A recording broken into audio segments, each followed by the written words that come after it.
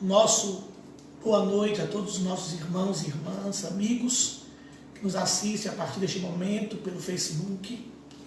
Nós queremos cumprimentar a todos e falar da gratidão que temos em nossos corações por estarmos aqui da nossa casa, podendo nos conectar com todos vocês, a fim de cumprir aquela palavra, aquele compromisso firmado de que nós estaríamos nesse período aí de 30 dias de ausência de atividade no templo, mudando então a rotina da nossa igreja. Estaríamos todas as quintas, às 20 horas, domingos, 10 da manhã e às 20 horas, usando as redes sociais, usando esta ferramenta que, graças ao mundo globalizado, temos ao nosso dispor, para continuarmos assistindo espiritualmente a todos aqueles que prestigiam e nos acompanham em nosso ministério. Queridos, que a graça e a paz do Senhor seja com os vossos corações. Desejo, como Paulo, encontrá-los em perfeita saúde, não apenas física, mas sobretudo moral, espiritual e emocional. Estou aqui sendo acompanhado nessa noite pelo irmão Lindomar, a quem agradeço pelo seu carinho em nos atender. Ele veio justamente para nos assessorar nesta noite, nesta transmissão. E nós aqui estamos, meus irmãos, vivendo esse momento único na história, pelo menos da nossa igreja, nós que comumente nos reunimos no templo, de casa em casa, temos por força maior, por motivos que já são conhecidos por todos vocês, temos nos privado dessa convivência tão agradável, tão salutar, tão boa, como diz a Bíblia, quão bom e quão agradável é que os irmãos vivam em união. E é claro que nós subentendemos que, independente de onde estivermos, podemos estar unidos. Mas quando nos reunimos no templo, esta união ela se torna ainda mais sólida. Prazer de estarmos reunidos no templo ou de casa em casa é um prazer insubstituível. E só realmente por uma circunstância que foge do nosso controle, que está além da nossa vontade, é que precisamos fazer diferente. Mas não com ânimo menor, não com um fervor menor, porque o importante é sabermos que eu aqui da minha casa e você da tua casa, da sua casa, com a sua família, poderemos estar interagindo, poderemos estar adorando ao Senhor, lendo a sua palavra, alimentando a nossa fé em tempos tão difíceis. Bem, a jornada será longa, né? Esses próximos 30 dias nós estaremos nos comunicando desta forma. Mas eu gostaria de aproveitar o ensejo para lembrar aos irmãos que não nos limitaremos apenas a essas transmissões ao vivo. Nós ainda ontem iniciamos uma campanha de 30 dias de oração. Ontem eu estive em minha casa com a minha família. Eu sei que todos vocês que abraçaram essa ideia e sabem quão importante é a igreja estar orando, independente de onde estejamos ou como estejamos distribuídos. Eu tenho certeza que os irmãos também ontem estiveram com as suas famílias, as portas fechadas, orando ao Senhor, lendo a sua palavra. Mais cedo eu enviei um áudio dizendo qual foi a estratégia que, juntamente com a minha esposa, minha filha e minha sogra, nós adotamos para esses 30 dias. Além de orar, é claro, vamos dedicar um tempo. Lembrem-se, 1 hora na presença do Senhor, das 22 às 23 horas. Portanto, um tempo razoavelmente longo. E para que não nos cansemos e possamos então, além de orar, adorar a Deus, ler a sua palavra, eu estive comunicando aos irmãos qual foi a decisão que nós tomamos. Eu e minha família, por exemplo, estaremos lendo o livro de Salmos, tão oportuno para esse tempo que estamos vivendo. São 150 capítulos, se são 30 dias, nós estaremos lendo 5 capítulos por dia. E deixamos a sugestão, se você quiser adotar o mesmo planejamento, a mesma estratégia de leitura bíblica. Mas, além disso, nós vamos estar postando mais tarde, nos grupos da nossa igreja, um novo manancial, que é um livro de devocionais diárias para o culto familiar, que foi lançado agora, na iminência dessa crise, ou no contexto dessa crise do coronavírus. a Ajuda de Missões Nacionais, juntamente com a União Feminina Missionária, juntamente com a Convenção Batista Baiana e Brasileira, eles lançaram o Manancial, com meditações diárias para que você em sua casa possa estar fazendo com a sua família. Vamos mandar o material para vocês em PDF. Se de repente os irmãos acharem que é uma boa sugestão, também poderão estar usando esse guia. Meus queridos, eu aqui anotei algumas coisas para que o que realmente é essencial não deixasse de ser dito. Além dessa transmissão ao vivo, às quintas e domingos, 2 vezes no domingo, às 10 da manhã e às 20 horas, além da nossa campanha de oração diária, por no mínimo 30 dias, para continuar nos fortalecendo na fé no Senhor, nós também queremos propor aos irmãos que continuem a verdade para poder solicitar o atendimento pastoral, seja um conselho, uma palavra de oração. Faremos isso virtualmente, seja pelo Facebook, seja pelo WhatsApp, seja no contato via telefone, via celular. Irmãos, fiquem à vontade. Desde ontem que eu tenho recebido muitos telefonemas, tenho atendido a todos eles, tenho respondido a muitas perguntas, tenho inclusive falado com muitos irmãos do privado. Ainda ontem estive orando por telefone, e assim eu me coloco à inteira disposição dos irmãos para que a gente esteja cada vez mais perto. Sabemos, meus irmãos, que é um tempo difícil e, assim sendo, nós estamos nos apropriando das possibilidades que temos. Volto a dizer, isso jamais vai substituir o prazer de estarmos unidos e reunidos, mas já que, por questões óbvias, por uma questão de solidariedade, por uma questão de empatia, de altruísmo, por estarmos sendo sensíveis a esse momento que o mundo está vivendo, que o Brasil está vivendo, que a nossa região extremo sul, extremo de Porto Seguro está vivendo, nós queremos seguir à risca as orientações daqueles que foram eleitos pelo próprio Deus para a nossa segurança e o nosso bem-estar. Nós não queremos andar na contramão, queremos dar nossa contribuição como igreja, porque nós existimos para isso, para fazer a diferença, para somar esforços, para ajudar os nossos governantes e não atrapalhar, para fazermos o que estiver ao nosso alcance, para que um número menor de pessoas venham sofrer, um número menor de pessoas venha a óbito, como tristemente, infelizmente, não tem ocorrido em países como a China, ocorreu em países como a China, tem acontecido na Itália, Espanha e por toda a Europa, e já tem nos preocupado aqui a nível de Brasil. Então, nós cremos que a igreja somos nós, a igreja é gente, a igreja é povo, né? Existe um princípio, que é um princípio universal de fé, que nos define como batistas, que fala do sacerdócio de cada crente. E há até um pensamento que veicula aí em todos os meios de comunicação e literaturas há muito tempo, dentro dessa visão da igreja no lar, visão da igreja multiplicadora, do pequeno grupo multiplicador, que é a visão que temos vivido, que diz: cada crente um sacerdote ou um ministro, cada casa um lar. E é hora, meus irmãos, nós nos apropriarmos disso. É hora de nós vivermos isso ao pé da letra. Quem sabe não é um tempo de Deus para que nós, homens, especialmente nós homens, estejamos retomando a nossa posição como sacerdotes da nossa casa. Um tempo para que as famílias sejam mais unidas em oração, resgatando aquela joia, aquela pérola perdida chamada culto doméstico, né? Nós que nos desculpamos da falta de tempo, que vivemos uma vida tão corrida, uma agenda tão concorrida, e que muitas vezes não temos tempo para cuidar do nosso bem mais precioso, que é a nossa família. É um tempo de nós sermos sacerdotes do nosso lar, pastores da nossa própria casa, e não mais estarmos terceirizando o que vem acontecendo há muito tempo. Nós terceirizamos a educação cristã dos nossos filhos para a estrutura da igreja, para as atividades da igreja, no templo, melhor dizendo, como a escola bíblica dominical. Nós terceirizamos para que outros o façam. Nós terceirizamos todo o cuidado espiritual da nossa família para o gabinete pastoral, para os sermões do púlpito. Agora, finalmente, talvez Deus esteja nos desafiando a exercermos nosso sacerdócio como nunca em toda a nossa existência. Assumimos o nosso papel e o nosso lugar como sacerdotes e pastores da nossa própria casa, entendendo que a nossa família é o nosso pequeno rebanho e o nosso mais importante rebanho. Meus queridos, é muito bom estar com vocês. Falo isso com muita gratidão no meu coração. É muito bom nós estarmos juntos, mesmo que seja a essa distância.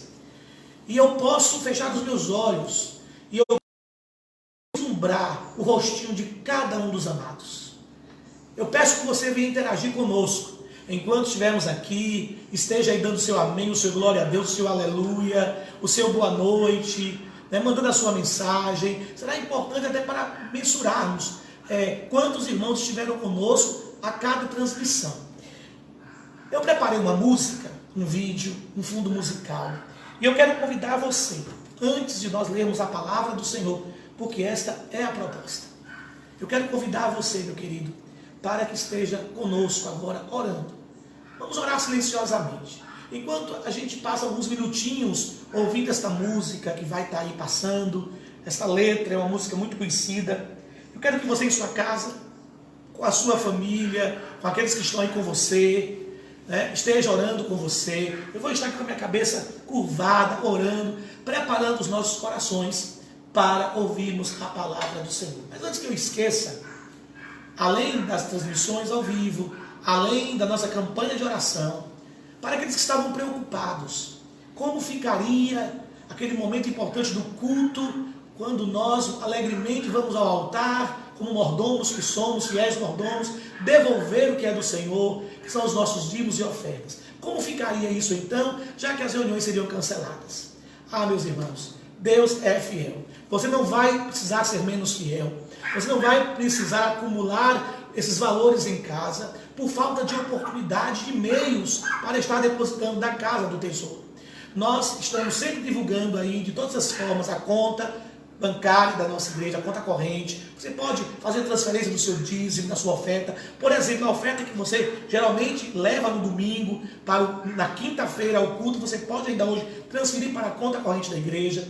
Especialmente no domingo, nós vamos estar com a porta lateral do santuário encostada para o acesso daqueles que, por alguma dificuldade com a ferramenta digital, ou por não querer se deslocar da sua casa para o banco e achar que é mais seguro ir ao templo, todo domingo, das 11 ao meio-dia, das 19 às 20 horas, terá alguém de plantão lá lhe aguardando, claro, mantendo a distância que é recomendada, e você entrará e depositará no altar a sua oferta, o seu dízimo, se não quiser fazê-lo virtualmente, por transferência ou depósito bancário, tá bom? Dessa forma, nós estamos viabilizando todos os meios para que você, meu querido, continue exercendo a sua fé, porque acredite, agora, mais do que nunca, a sua igreja precisa.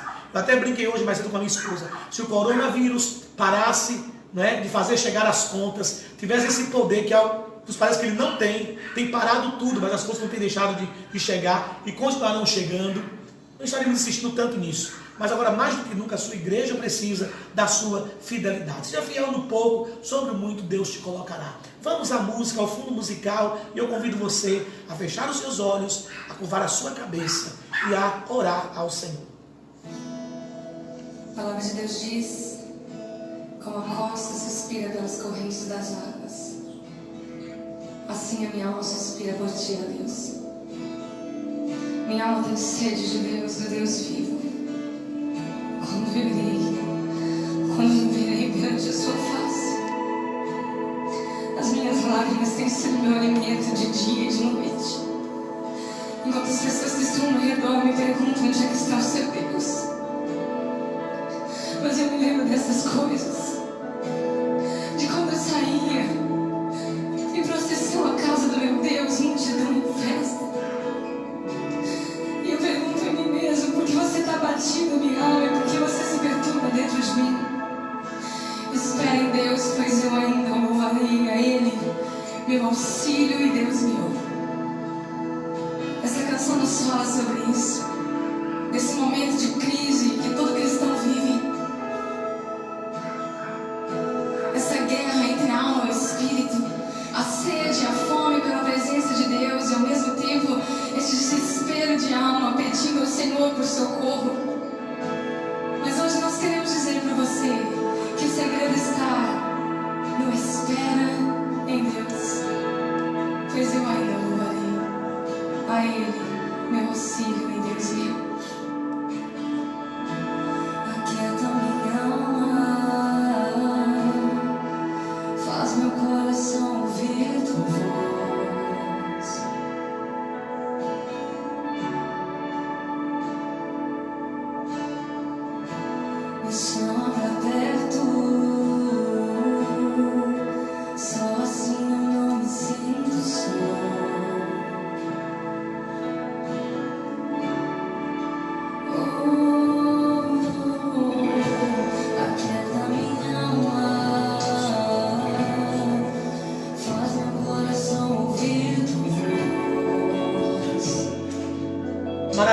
Deus, nós estamos na Tua presença.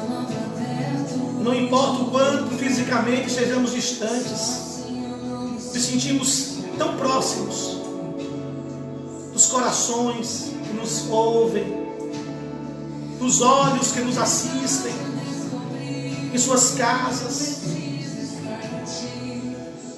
membros da nossa comunidade de fé, amigos, pessoas que talvez sequer conheçamos, em Porto Seguro, Brasil afora.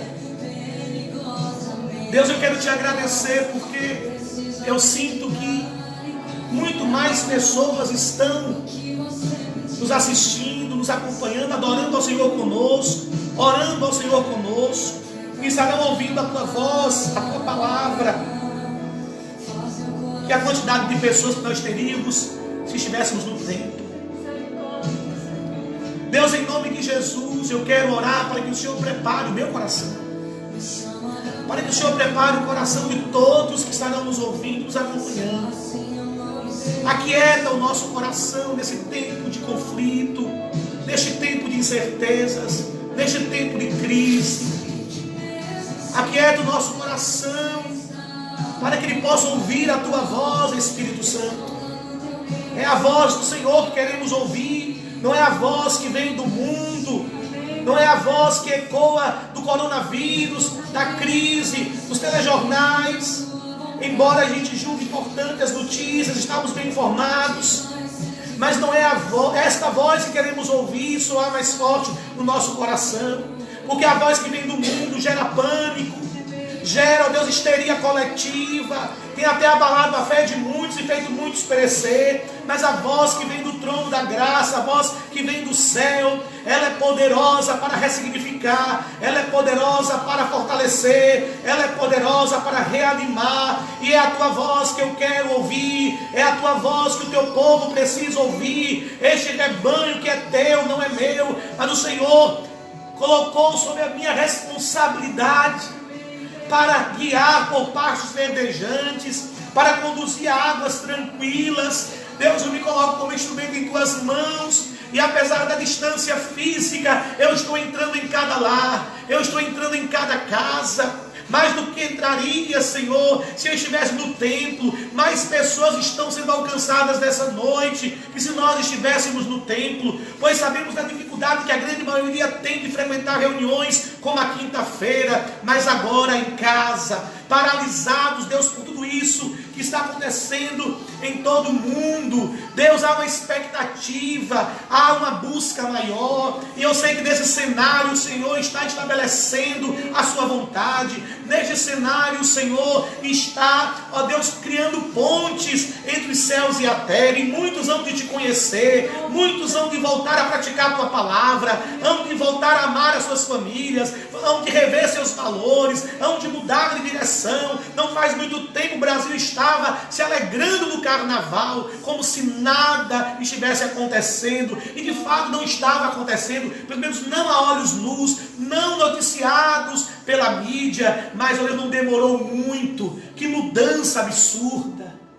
A nação, os povos que festejavam, que dançavam o carnaval, sem por um instante imaginar que a vida fosse tão transitória e que viveríamos, ó Senhor, este momento terrível que estamos vivendo. Agora estão, quem sabe, desesperados. Agora estão, quem sabe, correndo de um lado para o outro, sem saber o que fazer. Mas nós não estamos assim. Estamos em casa por uma medida, ó Deus, preventiva e profilática. Estamos em casa, não é porque tememos pela nossa vida. Estamos em casa porque amamos o nosso próximo. Tememos por vidas que não estão nem preparadas para morrer. Não queremos ser responsáveis ação involuntária deste mal em alta escala, mais do que já tem sido. Não queremos, ó Deus, prejudicar o inocente. Estamos em casa não porque temos medo, estamos em casa porque amamos a nossa nação, amamos a nossa cidade, amamos os nossos compatriotas, e estamos dispostos a cortar na própria carne para, ó Deus, o máximo possível, Senhor, combatermos juntos este mal. Mas estamos confiantes. Estamos ouvindo a Tua voz como nunca. Estamos em sintonia com a Tua palavra. Estamos aqui, juntos, unidos no Espírito, embora fisicamente separados. E assim nós te adoramos por essa oportunidade. E rogamos que o teu Espírito venha falar aos nossos corações. Venha preparar os corações. E que a voz do Senhor seja ouvida em nome de Jesus. Amém e amém. Meu querido, eu quero que você abra a sua Bíblia, por favor. No livro de 2 Crônicas, capítulo 20. Se você me vê algumas vezes, alguns momentos, muitos momentos abaixando a cabeça, é porque eu preciso recorrer ao texto que está aqui. E eu preciso também recorrer a algumas anotações, a alguns tópicos que destaquei para estar compartilhando com você nesta noite. Por gentileza, abra a sua Bíblia, ou acesse a sua Bíblia. Em 2 Crônicas, capítulo 20, eu quero ler com você, inicialmente, o versículo 9. Agora que são 20 horas e 26 minutos, ainda temos tempo suficiente para estarmos aqui juntos, em nome de Jesus. Vamos então ler, capítulo 20, versículo 9, que nos diz assim: se algum mal nos sobrevier, espada, juízo, praga ou fome, nós nos colocaremos perante tua face, diante deste templo, porquanto ele leva o teu nome, ó Yahvé. A ti, pois, ergueremos o nosso clamor e a nossa aflição, e estamos certos de que tu nos ouvirás e nos salvarás. Eu quero destacar a última frase que diz: e estaremos certos de que tu nos ouvirás e nos salvarás. Meus queridos, o contexto desse texto nos mostra que houve um dia, um tempo muito difícil para o reino de Judá. Um tempo em que os amonitas, os moabitas, resolveram declarar guerra, declarar luta contra Josafá, rei de Judá, e contra toda Judá. E para tanto, o contexto vai nos mostrar que eles se reuniram em um grande exército. Mas nos chama muito a atenção a reação deste rei. Diz o texto que quando ele ouve falar de uma grande multidão, de uma numerosa multidão, de um poderosíssimo exército, orquestrado, vindo para combater o seu reino, para combater o seu povo, para combater os seus compatriotas, diz o texto que ele teve medo. Algumas traduções vão dizer que ele temeu por isso. E aqui eu quero convidar você a uma primeira reflexão nesta noite. Não é de hoje que a Bíblia registra, e não é esse o único caso, de homens de Deus que em algum momento tiveram medo. Eu quero te perguntar, o medo faz parte da sua vida? Em algum momento você já sentiu medo? Talvez este cenário que se instala em nosso país, as notícias que chegam a cada minuto, a cada segundo, falando de uma nova morte, de uma nova pessoa que comprovou positivo o teste para coronavírus, te cause medo. O medo, ele desponte em seu coração. E por quê? Porque você não tem fé? Porque você não confia que Deus pode lhe livrar? Porque você é fraco? A exemplo de Josafá, eu diria não. Porque você ama a sua família. Você ama o seu semelhante. E você tem medo e teme por eles, por sua cidade. Meu querido, minha querida irmã, o medo, ele é absolutamente natural. O medo é tão natural quanto a confiança. Ele faz parte da natureza humana. Ele é intrínseco à natureza humana. Nós somos absolutamente humanos, como somos absolutamente espirituais. E como seres humanos, nos utilizamos de muitos mecanismos de defesa, dentre eles o medo. Eu não quero aqui falar do medo pavor, do medo pânico, do medo que causa histeria coletiva, que é o que está acontecendo em muitos lugares, em muitas famílias, e muitas pessoas têm evidenciado. Não é esse medo patológico, esse sim, chamado de fobia, passivo de tratamento até psiquiátrico, até psicológico, terapêutico. Não. É desse medo que a neurociência, a neuropsicologia, as ciências que estudam o comportamento humano, que estudam a psique humana, já postularam como um mecanismo de defesa natural do nosso ego. O medo que, por exemplo, nos impede de passar além dos limites que nos são impostos. O medo que você tem de sofrer um acidente de carro, de ser, por exemplo, autuado e ter que pagar uma multa ao transgredir uma lei de trânsito. E que, neste caso, serve como defesa para você mesmo, porque estará lhe guardando de uma fatalidade. O medo que nos faz, muitas vezes, críticos e nos coloca freios, nos impõe freios para que não passemos adiante e soframos a pena. Este medo, ele é absolutamente normal. Reis sentiram medo como Josafá. Jesus sentiu medo. Eu sinto medo. Você também sente medo. E quando, na medida certa, este medo acaba sendo coadjuvante, para que eu e você possamos voltar atrás. Não insistamos por teimosia, por indisciplina, por rebeldia, em um caminho, em uma decisão, em uma atitude precipitada que poderá nos custar, inclusive, a vida, ou colocar pessoas inocentes em risco. Mas perceba, o que se faz com o medo que se sente é que faz toda a diferença. Não é o medo em si que é o grande mal. Ele talvez nem seja o mal, como eu disse, seja a defesa do próprio ego, e necessário para nos prevenir, para nos poupar, para nos fazer recuar. Mas é o que eu faço com o medo, é o que eu farei com este medo, que fará a diferença. Não são os problemas e as crises que nós enfrentamos que são o X da questão, mas a forma com que lido com o problema, a forma com que lido com a crise, isso sim fará a diferença. No caso de Josafá, lendo o texto por completo, nós vamos perceber qual foi a sua reação frente ao medo. Ele temeu, mas o medo não o paralisou.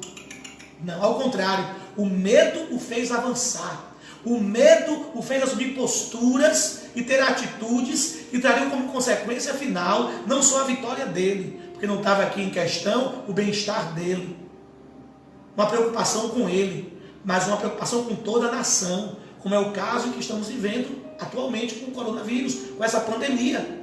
Quem está se precavendo, quem está tendo medo, no sentido de ser preventivo, profilático, não precipitado, e está agora cortando na própria carne, ouvindo o que está sendo dito por pessoas que entendem muito da OMS e dos poderes constituídos, e estão fazendo isso em nome de um bem coletivo, de um bem maior, para salvar uma nação, ou para salvar uma grande fração da nação, para não ter que ver os seus velhos, idosos serem sepultados, e até novos, para a preservação da própria vida. E com Josafá, o que acontece? Ele não corre para debaixo da cama, ele não vai para a caverna chorar, ele não entra naquela onda de autocomiseração, ó, coitado de mim, ó, peninha de mim, coitado do meu povo. Não, ele não fica como um menino mimado, chorando pelos cantos, apavorado, histérico. Não, ele decide fazer a coisa certa. O seu temor, o seu medo, o faz buscar a Deus.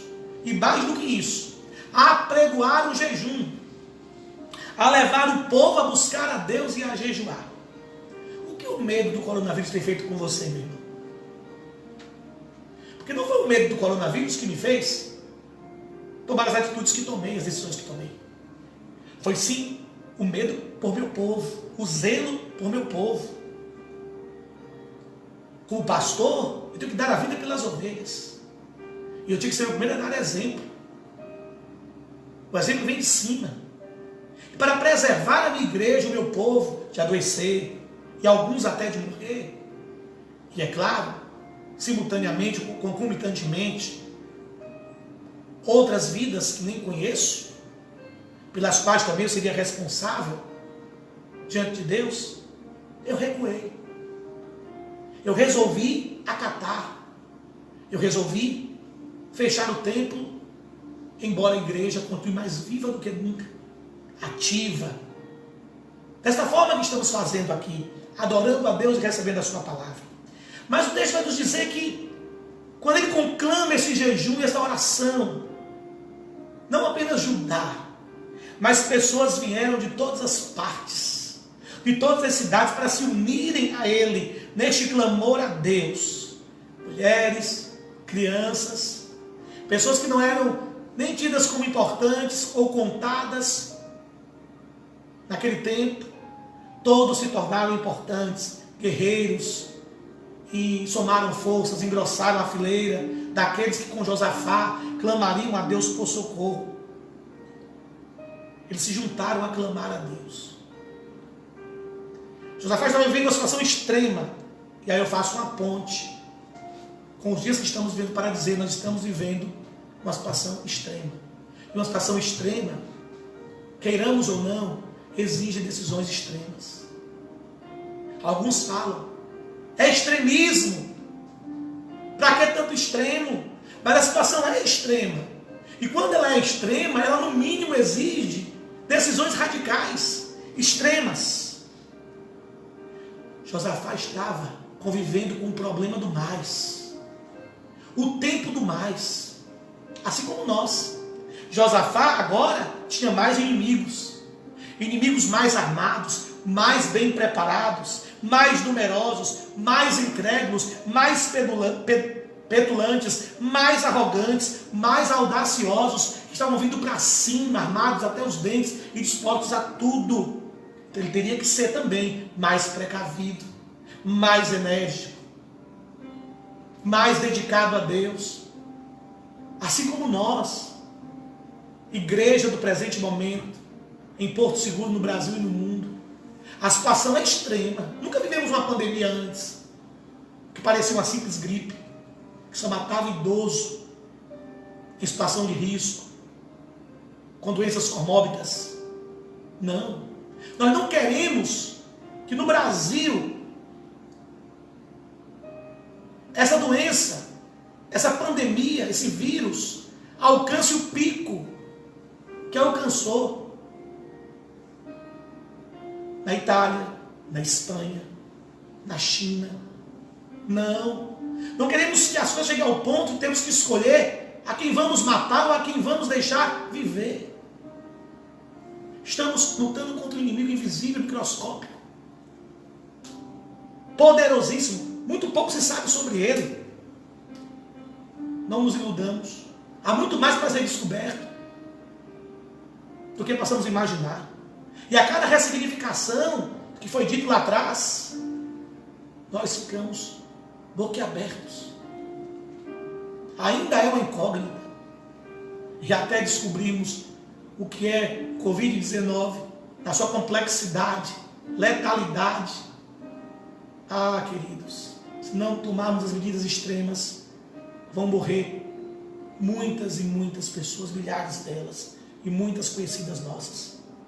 Estamos vivendo o tempo do mais. Tempo difícil, hein? Quanto mais longe, melhor. Quem diria? Quanto menos pessoas em um lugar, melhor. Quanto mais distante, melhor. Que tristeza para nós que gostamos tanto de tocar, abraçar, beijar, correr para o abraço, reunirmos de casa em casa para comer, beber. Que parecia tão impossível sobreviver sem isso. É tempo difícil, é tempo de crise. Está batendo a porta de todos. Já é realidade em nossa cidade. É o tempo do mais, que exige de nós mais vigilância, mais oração, mais poder, mais autoridade espiritual, mais amor pela nossa família e pelo nosso semelhante, mais desprendimento de coisas e apego a pessoas. Nós que nessa sociedade fast food, nessa cultura do descartável, nós aprendemos a usar pessoas e amar coisas. E quando amamos, amamos por interesse. É o tomar lá da cá, é a troca de favores. É tempo sim de buscarmos mais a Deus. E é isso que Josafá fará. Se colocará de pé na congregação de Judá. Ele fará uma bela oração, uma eficiente oração, de todo o seu coração, que engrandeceria ao Senhor. Mas em seguida, nos parece que Josafá quer fazer Deus lembrar do que ele havia dito em sua palavra, sobre a promessa que guardaria o seu povo de todo mal. Quando ele diz: se algum mal nos sobrevier, espada, juízo, peste ou fome, nós nos apresentaremos diante desta casa, diante de ti, pois teu nome está nesta casa, e clamaremos a ti na nossa angústia, e tu nos ouvirás e livrarás. Aí a essas alturas os meus críticos perguntariam assim: pastor, agora? E agora? Ele foi diante da casa do Senhor, não estamos podendo ir na casa do Senhor. Ele clamou de Jerusalém, do templo, e nós não podemos ir do templo. E agora, meu querido? Se situe no templo, por favor. Se situe no tempo, no espaço, na história. Veja aqui a diferença dos dias e do conceito de habitação de Deus que Josafá tinha, imposto pela própria cultura judaica e lei de Moisés. Um tempo em que Deus habitava em mãos feitas por homens, em templos feitos por mãos humanas. Um tempo em que, para se orar, se adorar, teria que se ir à casa de Deus. E a casa de Deus era Jerusalém, não outro lugar. O templo físico, edifício, prédio, santo dos santos, separado do santíssimo, do santo lugar por uma cortina, com átrio para mulheres, átrio para homens, e outro para mulheres e crianças. Móveis sagrados, relíquias, figuras. Jesus veio e rasgou o véu de alto a baixo e disse que o templo de Deus sou eu e você. Embora o prédio consagrado como templo, onde se reúne a primeira igreja Batista de Porto Seguro, temos muito apreço, amemos estar naquele lugar, porque é o lugar onde nos reunimos como igreja. Ali não ficará pedra sobre pedra, como o templo construído por Salomão, que não será derrubada. Mas nós somos esse templo, esse corpo aqui, esse organismo vivo que sou eu e você, somos o templo do Deus vivente, e em nós habita o Espírito Santo. O templo feito com mãos humanas vai ser destruído e não precisará ser reformado jamais. O nosso será destruído sim. O corpo voltará ao pó, mas a Bíblia fala que Deus o restaurará em corpo glorioso, porque Deus decidiu habitar em templos como a minha vida e a sua vida. Por isso não temos apego ao edifício, ao prédio. Claro, já estou com saudades do meu púlpito, saudades de estar ali naquele ambiente gostoso com todos vocês. Não pelo lugar, pela presença de vocês, que eu estou sendo privado dela, e vocês da minha, e uns dos outros. E quando chegar a hora de voltarmos, e tomara que essa hora esteja bem próximo de nós, nós voltaremos entrando por aquelas portas e cantando, quem sabe o que Davi cantou: quão amáveis são os teus tabernáculos, Senhor dos exércitos. Preferiria eu habitar em tua casa um dia do que em outras partes 1000, dando um outro valor, não ao lugar, mas ao que acontece lá que nos reunimos. Mas agora, meus irmãos, quando lemos que Josafá clamou de Jerusalém da casa do Senhor, entendendo que esta casa do Senhor sou eu e é você, a nossa vida, e mais do que isso, entendendo que é o bastante 2 ou 3 pessoas reunidas em nome dele, ele se fará presente. Portanto, você em sua casa, com a sua esposa, com o seu filho, você casal, você pai com o seu filho, ou você mesmo ali, que mora sozinho, se você clamar, Deus estará contigo. Ele se fará presente. E se de onde você estiver, como igreja, você clamar, como clamou Josué, Deus se lembrará da sua promessa, que não deixaria a peste destruir o seu povo. Josué tomou algumas atitudes, movidos pelo medo que talvez muitos tenham concluído que teria sido falta de fé do rei. Imagino Josafá temendo, e se algumas pessoas tivessem sondado seu coração e visto tamanho medo no seu coração, teriam concluído o que hoje muitos estão concluindo, daqueles que estão sendo apenas precavidos, porque temem pela vida do seu povo, são precavidos. Eles teriam dito: este homem não tem fé. Cadê a fé deste homem? Cadê a fé deste homem que é o rei de Israel, que é o rei de Judá? Ele está fracassando, dando mau exemplo.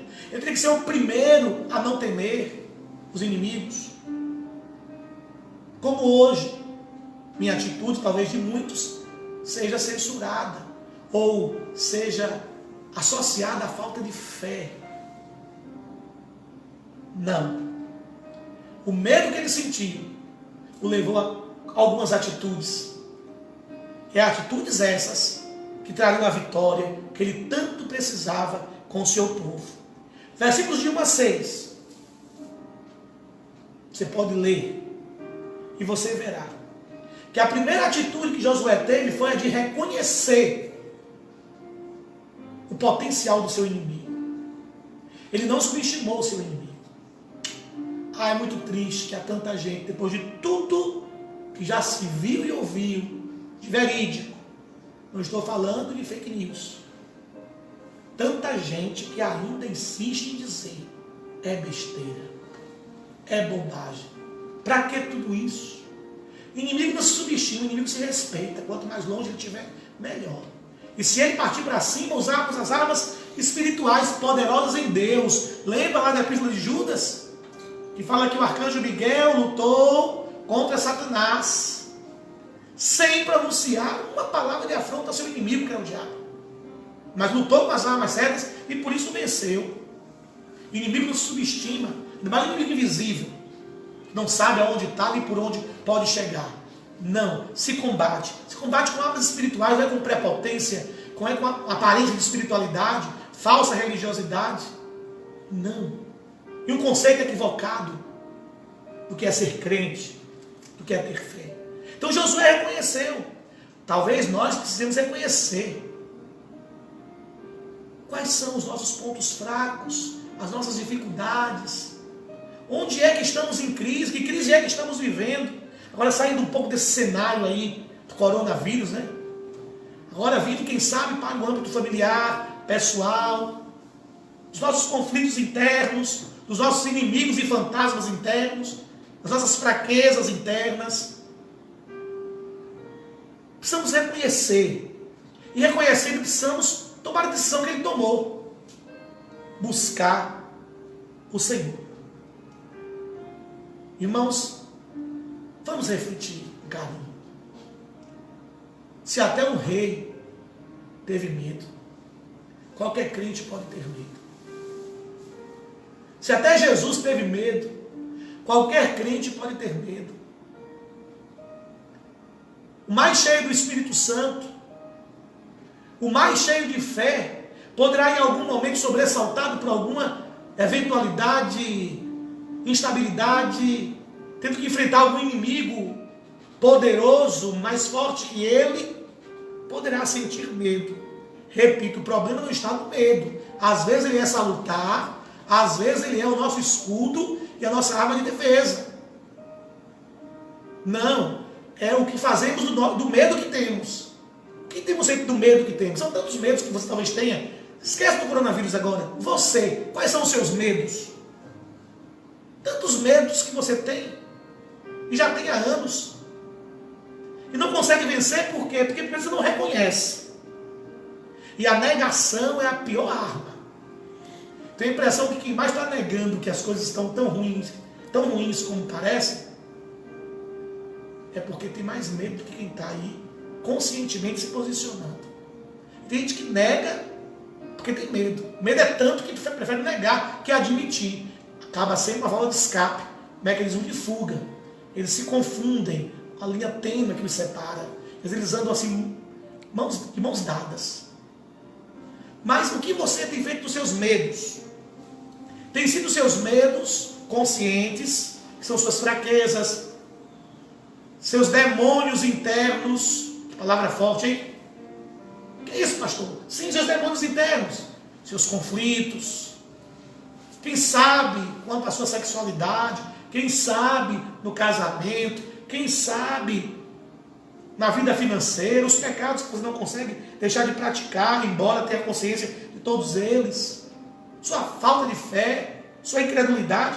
Quais são os seus medos? Como você tem lidado com esses medos, meu querido? É um erro gravíssimo não confessá-los diante do Senhor. Achando que não confessar e não admitir é sinalizar uma espiritualidade saudável. Não. Ao contrário, não reconhecer os próprios limites, não reconhecer que é perfeitamente humano e por isso passivo de errar, passivo de ter medo, não temer por nada, não temer a ninguém. Eu vou te dizer o que é falsa espiritualidade, é mecanismo de autoafirmação. Porque quem é espiritual de verdade, confessa, admite, luta e vence. Busca em Deus a solução. Sabe o que fazer com os seus medos. Aliás, a espiritualidade saudável e verdadeira, ela já implica na consciência e no reconhecimento que somos absolutamente humanos. E que a força que temos para vencer o nosso lado humano frágil não está em nós, está em Deus. Não é autossuficiência, não é arrogância. Não. É dependência, é entrega. Precisamos impedir que o medo nos paralise, apresentando-os ao Senhor, entendendo que as nossas batalhas não são nossas, são dele. Toda crise deveria nos levar a isso. Toda crise deveria ser uma oportunidade de crescimento, uma oportunidade de nos tornarmos mais resilientes, clamarmos mais, buscarmos solução em Deus. E na hora da crise, meus irmãos, é que se faz necessário que estejamos ainda mais unidos. Deixa eu falar uma coisa importante. Esse tempo aí de abstinência, esse tempo em que nós vamos estar distantes fisicamente. Estive lendo um pensamento muito interessante que me mandaram. As mãos podem não tocar, nem os braços abraçar, mas os joelhos ainda podem se dobrar. Estaremos mais unidos do que nunca se tivermos joelhos que se dobram, ou que se dobrem diante de Deus. Porque nada nos torna mais unidos em Cristo que a comunhão com Ele. Porque não é o estar perto que significa que estamos unidos. Quantas vezes estivemos reunidos no templo, mas tão distantes afetivamente, olhando um ao outro por cima do ombro, sem comunhão, sem paz, apenas dividindo o mesmo espaço. Isso é reunião, não é união. União é comunhão, e comunhão é termos coisas em comum. E agora temos algo muito forte em comum: o desejo de sair dessa, o desejo de superar essa crise que se instala no Brasil e em Porto Seguro e no mundo, o desejo de unirmos mais a família. Os dias sejam abreviados e não demore muito, nós possamos estar de volta ao templo para nos voltar, para nos abraçar, nos tocar. Eu não aguento mais ter que evitar. Tem hora que eu me traio, estou estendendo a mão e alguém tem que me repreender para me tocar. Porque a gente gosta disso, a gente gosta de estar de casa em casa, comendo pão, partindo pão. É tão bom isso. Mas é isso que nos torna unidos. Talvez a gente tenha frequentado tantos lugares, estado com as mesmas pessoas toda semana no PGM, de casa em casa, e comendo, e dividindo o pão, e aquela preocupação com o lanche, com quebra-gelo, com isso, aquilo, outro, mas não passa de uma reunião. Não há união. Em muitos casos não tem existido união.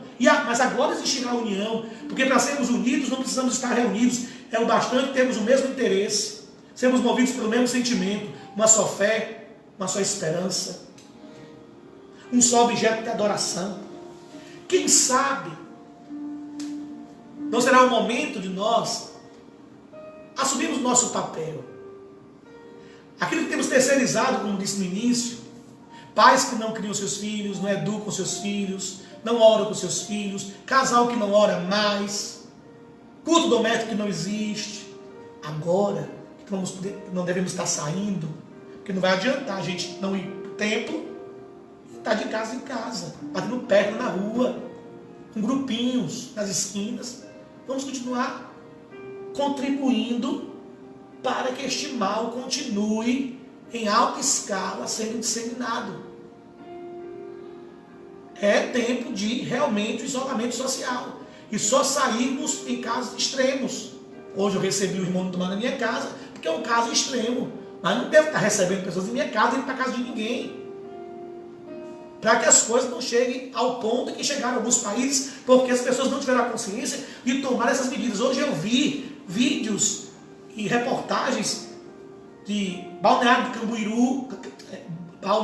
de Camboriú, me ajude aí, meu filho. Camboriú, as viaturas na praia, botando o povo para casa. Mandando o povo para casa. Vá para casa, não sai de casa. Queridos, quem sabe não é esse tempo de crise. Assim como Josafá se colocou dentro da casa do Senhor e convocou o povo para jejuar, que nós temos que fechar as nossas portas. E com as portas fechadas, marido voltar a orar com a esposa pelos filhos, filhos voltarem a orar com os pais, as crianças estão de férias, ler a Bíblia juntos. Ai, se for para isso, já terá valido a pena. Porque a igreja tem sofrido, porque ela é o reflexo de famílias destruídas, destroçadas, de casais que vão para a igreja e que vivem a aparência de uma unidade que não existe no lar. E a igreja só irá bem se a família estiver bem. Quem sabe o coronavírus não veio para isso? Para que a minha família estivesse mais unida, para que eu orasse mais com a minha esposa, tivesse mais tempo para ensinar a Bíblia para minha filha, e isso tornasse um hábito, e mesmo quando a vida voltasse à sua rotina normal, o hábito tivesse estabelecido. E imposto um novo comportamento saudável. Um tempo em que nós talvez precisemos rever valores, ressignificar conceitos e posturas. Então a primeira coisa que Josué fez foi reconhecer. Precisamos reconhecer. E reconhecendo, precisamos buscar ao Senhor, porque só Ele pode nos ajudar. Mas a segunda coisa que Josafá fez, a atitude que ele teve, versos 7 a 13, você pode ler, ele trouxe à memória as alianças e promessas de Deus. E a questão aqui não era que Josué tivesse dúvida de que Deus tivesse lembrado, porque Deus não esquece de nada. Aliás, só tem uma coisa que Deus se esquece, e prometeu se esquecer: dos pecados confessados e arrependidos. Ele diz que desses jamais se lembrará. Mas o mais, Ele não esquece. Sua promessa não é tardia. Ele não esqueceu de você, não esqueceu de mim, não esqueceu de Porto Seguro, nem do Brasil, nem da Itália, nem da Ásia. Ele não esqueceu de ninguém. Mate o quanto quiser matar o coronavírus, Deus não esqueceu. Adoeça quantos tiver que adoecer, embora não desejemos isso. Deus não se esqueceu. Deus não se esqueceu. Deus talvez esteja chamando a atenção do mundo para algo maior, em permitir essa calamidade. Spurgeon disse, Charles Spurgeon, que o sofrimento é o megafone de Deus para uma geração surda. Eu estou careca, literalmente careca, de citar isso nos meus sermões. Pessoas que não queriam mais ouvir a Deus agora estão parando para ouvir, como nessa noite. Pessoas que não se reuniam mais a família para orar e hoje reuniram para orar e vão fazer isso pelos próximos dias. E espero que façam pelo resto da sua vida. O que é isso, meus irmãos? É Deus transformando maldição em bênção. É Deus usando um cenário caótico para o crescimento e despertamento do seu povo, para a salvação do mundo perdido, para que as pessoas voltem a valorizar o que merece ser valorizado, o que é essencial. É tempo de fazermos como Josafá, é tempo de nós trazermos à memória. Eu gosto muito de um texto de Jeremias, quando ele diz assim, lá, uma situação muito triste, ele disse, que vou trazer à memória que me possa dar esperança. É tempo de nós trazermos à memória que possa nos dar esperança. Tanta coisa já nos aconteceu. E tantas desgraças já aconteceram a nível de epidemias, não pandemia, mas epidemias, e ameaças as mais diversas. E Deus de tudo nos livrou. E olha eu aqui, olha você aí. O Deus que nos livrou não poderá nos livrar de novo? Situações ainda mais trágicas? Sim. Mas agora é tempo de nós nos limitarmos na esperança. E eu quero até aproveitar para dar um conselho a você, querido e querida. Estar atualizado, informado, é importante. Mas se você for aproveitar esses 30 dias aí, esse tempo, que você vai estar em casa, saindo muito pouco, quase nada, só para o que é necessário. Você for ficar na frente da televisão, ou acessando, só recebendo mensagens, mandando mensagem de coronavírus, olha, eu vou te contar, o coronavírus vai passar, a gente vai sobreviver, e você vai terminar esse tempo de Deus na sua vida pior do que quando você começou. Então eu quero lhe dar um conselho, ouça o necessário, transmita o necessário e aquilo que realmente tiver procedência. Agora eu vou dizer uma coisa, faz o seguinte, vai orar mais, vai ler mais a Bíblia, vai gastar mais tempo com Deus e com a tua família. Senão não vai adiantar essa quarentena, não vai adiantar esse isolamento social, não vai adiantar 30 dias você em casa. Não vai adiantar o que eu estou lhe falando. Faça isso. 14 a 17. Josafá se coloca na posição certa. E por isso ouve o consolo e recebe a estratégia de Deus. E que posição certa, hein? O texto fala que ele se colocou de pé diante do inimigo, mas diante de Deus ele se prostrou e adorou a Deus. Verso 18 a 22.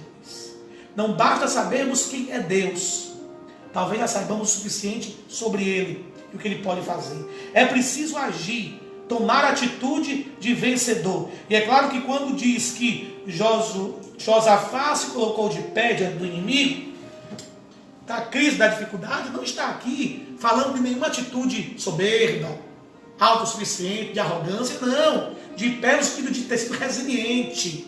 Ele teve medo, mas se posicionou buscando ao Senhor e convocando o povo. O povo precisava de uma resposta. E nós líderes não podemos nos intimidar. Temos que dar uma resposta, uma direção em tempos de crise. Quando a crise se instalou, que ele ouviu falar que estava vindo uma numerosa multidão contra ele, ele se colocou de pé, teve medo, mas se colocou de pé, chamou o povo e convocou para jejuar e orar juntamente com ele. Ou seja, se colocar de pé é tudo de resiliência, nada de pânico, nada de desespero, nada. Se tivermos medo de perder amigos velhos da nossa família, da vizinhança, pessoas que nós amamos, que seja para o melhor, seja um medo para buscar Deus, seja um medo para sermos preventivos, prevenidos, não sermos precipitados, não levarmos a coisa aí de qualquer jeito, achando que tudo é alarde, que é falta de fé. Não, sermos precavidos e prudentes e obedientes, mas de pé sendo resilientes, esperançosos. O texto vai dizer que Josué ora e diz: olha, Senhor, não temos força, somos poucos, somos fracos. Você vai ler isso claramente. Versículo 12, ele reconhece as suas limitações, como nós reconhecemos as nossas em relação a essa pandemia e tomamos as medidas preventivas. E ele ora assim: Deus, não temos força para resistir a essa grande multidão que vem contra nós.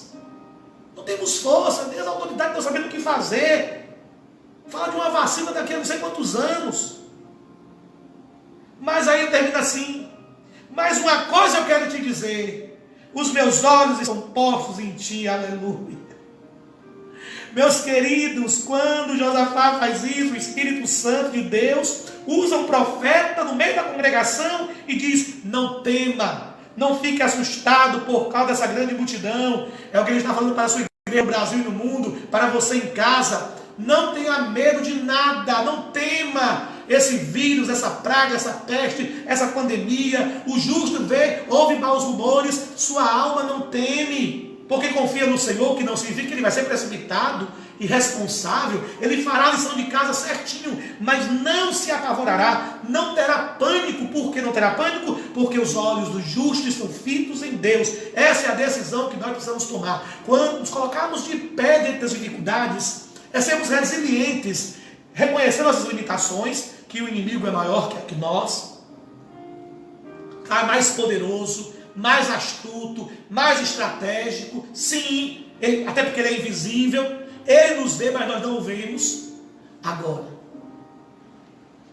temos um Deus que é maior do que nós, do que ele. E a nossa decisão tem que ser de resiliência. Nossos olhos estão postos em ti. E quando Josafá diz isso, aí vem a promessa, vem a fala do Senhor, dizendo: não tema, porte-se varonilmente, fique parado, quieto, não faça nada, só espere. Você verá com seus olhos. Essa batalha não é tua, é minha. Ouça Brasil, ouça Porto Seguro, ouça a Primeira Igreja Batista, ouça a Igreja de Cristo no Brasil. Essa batalha não é nossa, é do Senhor. Quem combate a peste é o Senhor. Quem combate a praga que voa de dia, a mortandade que assola ao meio-dia é o Senhor. Nosso papel é nos escondermos debaixo das suas asas, é buscarmos o esconderijo do Altíssimo.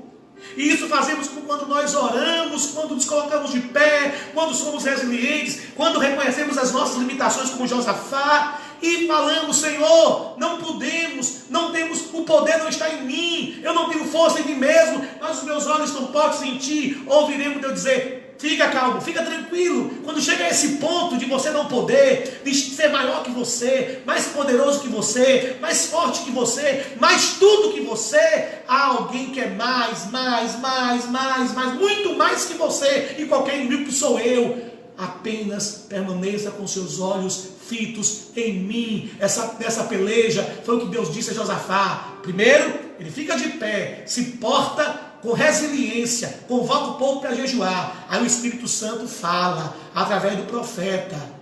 Ele reconhece suas limitações, ou seja, é humilde, não é soberbo, arrogante, autossuficiente. É tempo da nação brasileira dobrar o joelho de Deus, é tempo do arrogante se dobrar, é tempo do soberbo se dobrar, é tempo do que está escarnecendo dos últimos acontecimentos se dobrar, do que está culpando Deus, tentando colocar na conta de Deus o que está acontecendo, se dobrar. E se nós nos quebrantarmos, nos dobrarmos, aí sim, diante da dificuldade, fica de pé. Essa é a postura. Diante da crise, fica-se de pé, seja resiliente. Coloque os olhos em Deus. Agora, diante de Deus, se prostre, se entregue por completo. Porque o que está acontecendo hoje em dia é o seguinte: as pessoas estão se prostrando dentro do problema, diante da luta. Não, se prostre diante de Deus.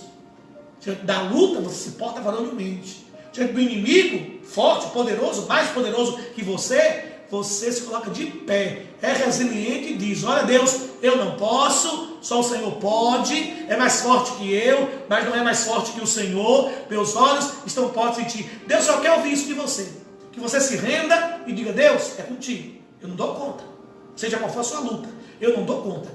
Aí você ouvirá de Deus, sabe o quê? Nessa peleja, você não vai ter que pelejar, apenas se porte varonilmente, de pé, resiliente e confiante, e você verá o livramento que o Senhor te dará. Todos conhecem o resultado dessa história. Os inimigos destroem-se entre si. É a Amonita matando a Moabita, Moabita matando a Amonita. Quando Josafá chega com o seu exército, só tem corpos para recolher e despojos da guerra, que ele nem precisou guerrear, nem se dá o trabalho de tocar no inimigo. Deus foi à frente dele. Meu querido e minha querida, o nosso Deus é o Deus de Josafá e de Judá. Ele é o Senhor dos exércitos. Sabe o que isso significa? Que ele sai à frente, que ele peleja as nossas pelejas, batalha as nossas batalhas. Ninguém é mais forte que ele. Pode ser mais forte do que eu, mas do que ele não. Os nossos olhos precisam estar postos no Senhor neste momento. É tempo de buscarmos ao Senhor e vermos o grande livramento que ele nos dará. O mal por si só se destruirá. Está na Bíblia. O mal por si só se destrói, mas Deus faz com que todas as coisas corroborem para o bem daqueles que amam a Ele. Inclusive a coronavírus, uma pandemia. uma matança em grande escala. Deus quer que concorra para o bem daqueles que o amam. Você o ama? Qual será a sua decisão? Colocar os seus olhos em Cristo? No autor e consumador da sua fé? Portar-se varonilmente, resiliente, confiar, sim, e diante de Deus se prostrar, reconhecer suas limitações? Se você estiver disposto a isso, eu convido você a orar comigo, meu irmão, minha irmã, meu amigo, aonde você estiver, a dobrar os seus joelhos e orar comigo, ou sentado no seu sofá, ou deitado na sua cama, não importa, mas com o seu coração quebrantado, dizendo: Senhor, os meus olhos estão postos em Ti. Reconheço as minhas limitações, e que o Espírito Santo fale assim com você. Nessa peleja, você não terá que pelejar, eu pelejarei por você, porque eu sou o Senhor dos Exércitos. Esse é um dos meus nomes. Eu saio para vencer. Eu não perco batalhas. Eu saio à frente da batalha, como um grande general. Convido você, meu querido, una a sua fé, a minha fé, justamente com aqueles que estão com você nesse momento, e oremos ao Senhor.